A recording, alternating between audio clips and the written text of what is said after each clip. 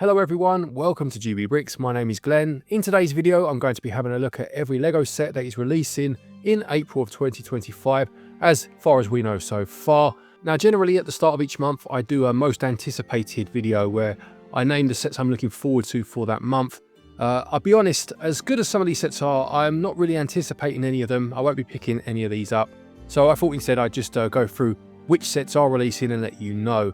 So which sets are we getting in April of 2025? Well, let me show you. First off then, let's look at set 43263, which is the Beauty and the Beast castle. This is a lovely looking set, I must say. It's a really nice rendition of one of the well-loved castles and well-loved movies that Disney have created over the last few decades. And it joins the other castles that have been released by LEGO. You've had the Disney castle, which is modelled on, I think it's Cinderella, isn't it? And it's kind of one of the flagship castles in the Disney World resorts. I think you've had Sleeping Beauty's castle by the same token. You've had other castles for things like Frozen, and now Beauty and the Beast's castle is getting the same treatment. I like the colours. It's obviously staying quite true to the source material in terms of that early 90s movie. It's open backs, of course, which, considering the price is already £239.99, or your regional equivalent, you can just imagine what the price would have been had they closed that back off. It does have some nice play features though. There are parts that you can pull out to give the illusion, almost like a false perspective, of staircases and things like that. But then you can shift them round and use them as rooms within the castle, which is a nice idea. The minifigures themselves, you've got Belle, of course. I think that's a very good minifigure. I like the, obviously they've gone for the classic dress. The one where she's coming down the staircase ready to dance for the evening. And the Beast minifigure, you can take the Beast head off and to reveal the prince underneath. And I believe the actual Beast part of it is the head. The Beast head has been used before as a mini doll. But again, I think it does the job of getting across that character. Aside from that, you have Gaston, who was in another set. He was in the Villains set from a couple of years back. Decent set, that actually, a nice little set. You get LeFou, he's kind of sidekick from the films, quite a funny character. And you get Belle's dad also. And then you get a number of brick-built characters. I do like brick-built characters in LEGO, I've said a few times. And for the most part, these are okay. There are a couple that I don't think translate across quite so well. Lumiere, the candlestick, or the candelabra, sorry, he's just too small, way too small. I think they should have built him up more. Wouldn't have taken much. One cylindrical piece in the same colour, in that gold colour, would have done it, I think. But the others look good, Cogsworth and Mrs. Potts and Chip and whatnot. Yep, I think this looks absolutely fine. It's just that price, £240, is just very expensive. It's becoming a common theme with LEGO, is that every set that you hear is coming, it's always a massive set that costs so much money. There's no variety or kind of spectrum of prices anymore. It's either top high end or it's a £10 brick head. That seems to be all you get these days. Still an impressive looking set for sure, and I'm sure it will make lots of people very happy. Moving away from Disney and onto another one of their properties these days, Marvel, and we have 76312, the Hulk truck versus Thanos. I will say at least this is a cheaper set, having just kind of complained about the price of LEGO these days and how big they always seem to go with their sets. This is something a bit smaller, and I actually quite like the design of this. It's not one I'd ever buy, it's not one I'd have any use for really, but at a 7+ age, I mean, my boy, who's just below that age threshold, but he would love this, a big monster truck with the Hulk all over it, and getting the Hulk minifigure, and Thanos. He's so a goodie and a baddie, basically. Yeah, I mean, this is, for its age group, to be honest, this is a very decent set. Not bad at all. I like the design of the monster truck. Yes, it does have stickers, but then I don't think you'd expect anything else from LEGO's policies, and obviously this kind of age bracket. It's not a 4+ set, of course. The price of £24.99 is, again, I would say a bit too high. I could see this being a £17.99 set in terms of what you get, but in terms of licensing fees and all that caper, it was never going to be. It will drop in price in third-party retailers, and I'm sure at some point it will be of a price that is pretty tempting, and it could well be one I end up picking up for my boy at some point. But yeah, no, I do think this is a decent little set, to be fair. Sticking with Marvel for the minute, we have 76315, which is Iron Man's Laboratory Hall of Armor. I mean, there's been a few of these over the years, these Iron Man sets, kind of his, as it says, laboratory, a place where he keeps all of his suits, of course. I'll be honest, I'm just not into Marvel at all these days. I used to be a big fan of graphic novels and comic book movies. You know, going back to the heyday of the Batman '89 film and into the '90s, even the early 2000s, where you got things like the X-Men films and the early Spider-Man ones, the Sony ones.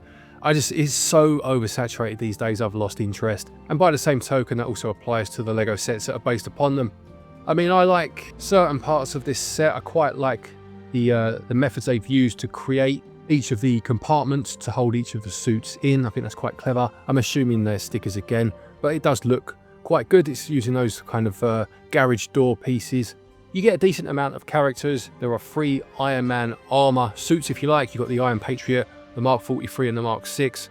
You've got Pepper Potts in there, and Aldrich Killian, who, if I'm not mistaken, was the enemy, ultimately at least, in the 3rd movie that came out, a fair few years ago now. I seem to remember watching that and just being a bit dumbstruck by what was going on and the direction they'd taken, but that's another story, I suppose. And you do get a large robot with it as well. Apologies, I'm not familiar enough with the source material these days to know exactly what that robot is. Again, it's just a price. I mean, this would be a decent enough play set if it weren't for the fact it's £50. You know, £49.99 is just too expensive, I think. I mean, 5 figures is okay. Again, you get good versus evil, so you can play that scene out as a kid. And some of the pieces in there, you know, obviously do a good job of showing the place it's meant to be. But £49.99 is just so expensive. Thankfully, sets like these aren't exclusive to Lego. That's the only saving grace, really, that you know within a few months you're going to get at least 20% off of these somewhere else. But I do think that Lego need to really start to think about what they're doing with some of their licensed properties, the IPs that they have licenses of. Because unless I'm wrong, and obviously the sales numbers speak otherwise, they just feel like they're pricing themselves out of the game at this point. And sets that I used to buy, I used to quite like the Marvel sets, even if I wasn't so bothered about the property anymore. I just don't bother anymore, they're too expensive. But yeah, if this is one that interests you, it's out on the 1st of April. The next one is 40817, which is the yellow travel suitcase. This is a nice little set. It's only £12.99, so Lego can do it when they try. Another one that's out on the 1st of April, and it's exactly as it sounds. It's a travel bag, a suitcase with a few items that you can put inside it. You get a camera, a toothbrush, your ticket for wherever it is you're going, a sandwich or a burger, and a passport. And you get a number of different stickers with it. They're kind of promoting the stickers as part of the set this time, and you can obviously stick them on the bag as you see fit, I guess. Yeah, I mean, it's decent enough. It's a nice little build for a relatively few amount of parts and for a cheap price, which is nice. The most interesting part of this for me actually is the passport that I mentioned that you get, because it looks as if that's a print. Everything else is definitely a sticker because the promotional material shows the sticker sheet and you can see that clearly everything else is a sticker, but there is no place on that sheet for the passport, and looking at it, it doesn't look as if it is a sticker of itself. So yeah, to get a nice little print, looks like a 1x2 tile print of a passport. I'm assuming it's meant to be like a Lego passport from their stores, but you know, that's a decent little tile to be able to get. Hopefully that will go on the pick and build service, the pick a brick service online, and you can pick a few of those up. And if that is the case, I'll certainly be doing so. The penultimate set for this month then, we have 21356, which is the River Steamboat. Now I will say this looks beautiful. I've got nothing against the set in terms of its design. This is a Lego Ideas set, and it was obviously an idea submitted by a fan that's been picked up, obviously voted upon and picked up. And as far as I have heard and can see, very little's been changed about it from the initial design, which is great. It's just, again, it's very expensive. Now, I'm not saying it's not worth money necessarily. You're getting 4,090 pieces for it, and it does a fantastic job of getting across, obviously, that classic Steamboat feel. You don't get any minifigures with it, which I'm not always fussed about. You know, we've had a few sets in the last few years of this kind of scale that, or of this, almost of this subject matter where they haven't had minifigures. You've had things such as the Endurance, which came out late last year, that sort of thing. In the case of this, though, I don't see why there couldn't have been, to be perfectly honest. It's not a licensed set. It felt like it could have had a couple of minifigures in there. I mean, you could argue it would push the price up further still, but I'd argue back that sometimes Lego can do things as almost a gesture of goodwill. It's not going to cost them any money, let's be honest. They make a huge amount of profit on these sets. You know, just sometimes just showing a bit of goodwill and putting a bit of extra in, you know, doesn't go amiss. But it's a lovely build. It has a fully operational wheelhouse with a working ship's wheel that activates the rudder. And it's a big old thing as well. It's about 70 centimeters long, give or take. It reminds me, I've recently been reading a fair bit of Agatha Christie, and I read Death on the Nile recently, and I can't get the Karnak out of my head, which is the boat that takes place on. But no, yeah, it's lovely, and I've heard that it does have a GWP attached to it, a small ticket booth named the Amelia, as is the boat, which I think it was named after the creator's daughter, which is a lovely story. As much as I do like Lego ships, a Steamboat is not one that I have any real attachment to, or it doesn't really do it for me as beautiful as it is, so I'll be passing on this. But yeah, no, a lovely build, and again, I'm sure it'll be quite popular with fans. And the final set then we have 10354, which is Lord of the Rings, the Shire. I'm going to say the same thing again, it's just the price of things these days with Lego. You know, if you look at this on face value, for the most part, I think it's a very impressive build. There are certain parts of, or the side builds mainly, that I'm not overly fussed about or impressed by. But I do like the actual Shire itself, if you like, you know, Bilbo Baggins' home.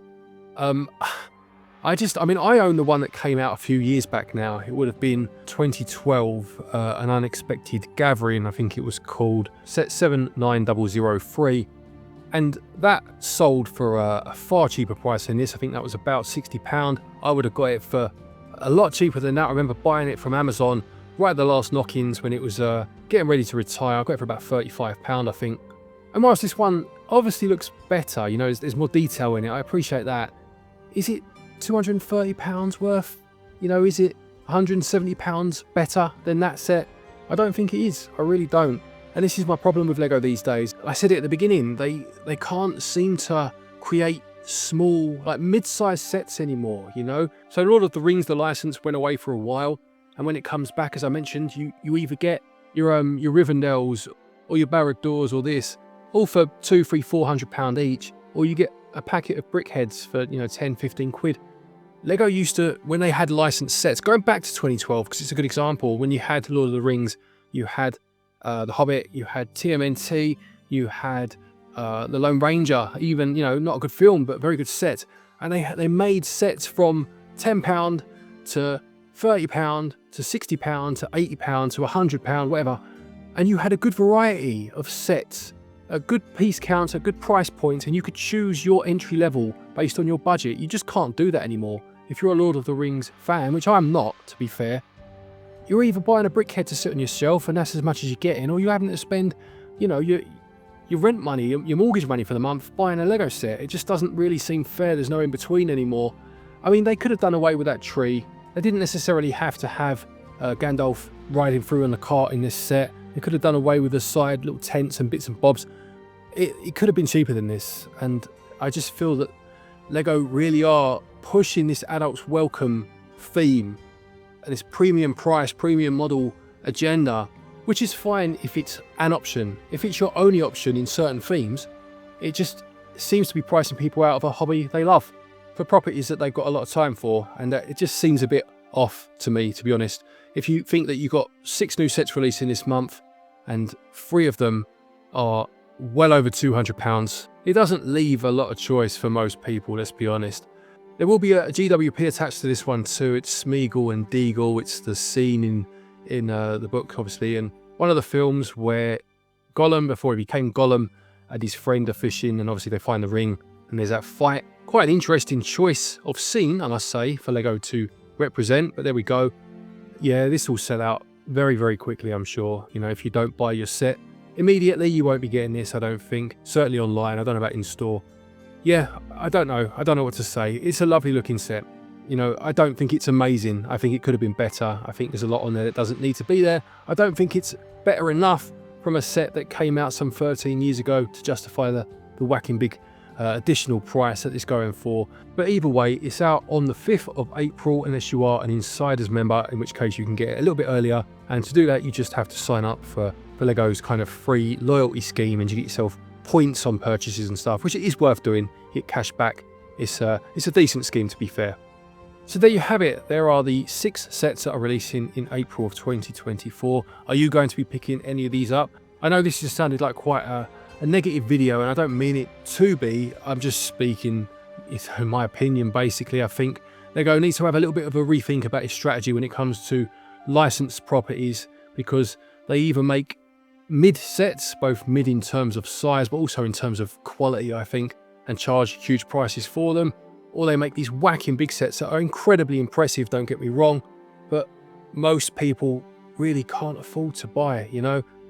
That's just my 2p anyway. I hope you enjoyed this video. Do let me know what you're going to be buying down below. Feel free to watch some more of my content and subscribe, of course, if you've enjoyed this. Take care, and until next time, happy building.